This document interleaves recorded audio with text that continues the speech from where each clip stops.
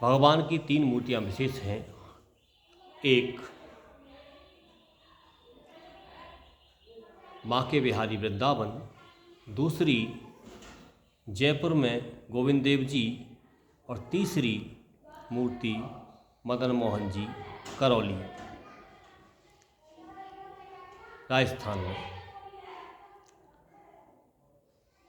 वहीं पर एक मुस्लिम परिवार रहता था जिसके मुखिया का नाम था काले खां। काले खां था तो जाति से मुसलमान, लेकिन उसका भगवान श्री कृष्ण की भक्ति में बड़ा मन लगता। जैसे ही उसे मौका मिलता तो झरोखे से भगवान की मूर्ति को देखता और आनंद विभोर हो जाता, अश्रु बहने लगते।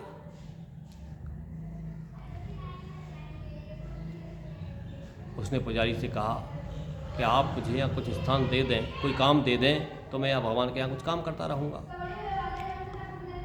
पुजारी ने कहा, तुम हो तो मुसलमान, भगवान की सेवा तो तुम क्या कर सकते हो, लेकिन हाँ तुम चाहो तो झाड़ू लगा सकते हो।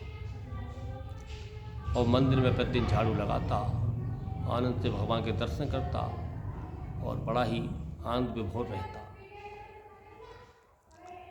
उसकी जाति वाले ये देख करके उससे बड़े चिढ़ते, उससे तू काफिर हो गया है, तुझे अल्लाह की बात करनी चाहिए, तू भगवान की पूजा करता है, ये ठीक नहीं है, ऐसा करना तुझे गुनाह, अर्थात अल्लाह तुझे कभी माफ़ नहीं करेगा।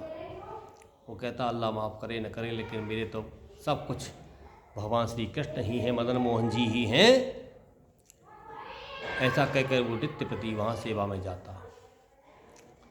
एक दिन दुर्भाग्य से उसके 16 वर्ष के पुत्र को सांप ने डस लिया। अब उसकी पत्नी ने सूचना भेजी कि आप जाओ बताओ कि तुम्हारे पुत्र को सांप ने काट लिया है। कुछ लोग वहाँ गए तो वहाँ भगवान की आरती चल रही थी। उसने बताया, किसी ने बताया कि आपके पुत्र को सांप ने काट लिया है, लेकिन वह आरती से हिला नहीं, भगवान की तरफ देखने लगा और भाव विभोर हो गया। उसने कहा, भक्त रस खान रहीम तुम पर दीवाने थे, तुम उन पर मस्त थे और वो तुम पर मस्ताने थे।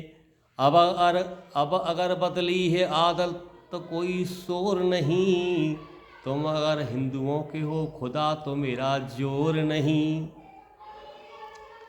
आप ये कष्ट मुझे दे रहे हैं, केवल आप हिंदुओं खुदा तो मेरा कोई आपसे जोर नहीं है। वो घर नहीं पहुंचा तो उसकी पत्नी उसके पुत्र के शव को लेकर के भगवान श्री मदन मोहन जी के दरवाजे पर लाकर उसने रख दिया। काले खां फिर भी भगवान की मस्ती में मस्त है। उसने भगवान से प्रार्थना करते हुए कहा, प्रभु मुसफक सफीक दिल दोस्त मेरे, मुझसे हकीकी का ख्याल कुछ कीजिए। आला तू जहान बीच सारे दरबार बीच, मुझसे गरीब का गुनाह माफ़ कीजिए। मेहरबान कदरदान आला तू जहान बीच, मुझसे गरीब का गुनाह माफ़ कीजिए। और हिंदुओं के दावा हो तो मेरा कुछ, हिंदुओं के नात हो तो मेरा कोई दावा नहीं, और जगत के नात हो तो मेरी सुधि लीजिए।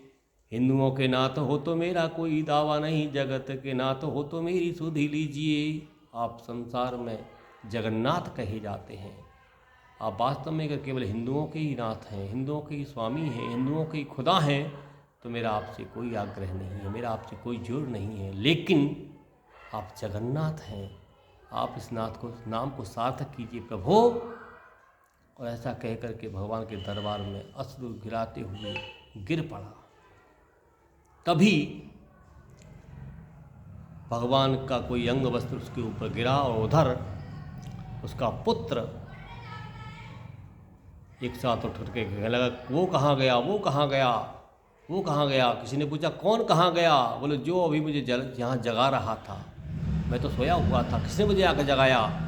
उसने कहा, कौन था, कैसा था? किसी ने पूछा तो उसने कहा, वो काले रंग का था, बंसुरी उसके हाथ में थी और मंद मंद मुस्कुरा रहा था, उसी ने मुझे यहाँ जगाया है।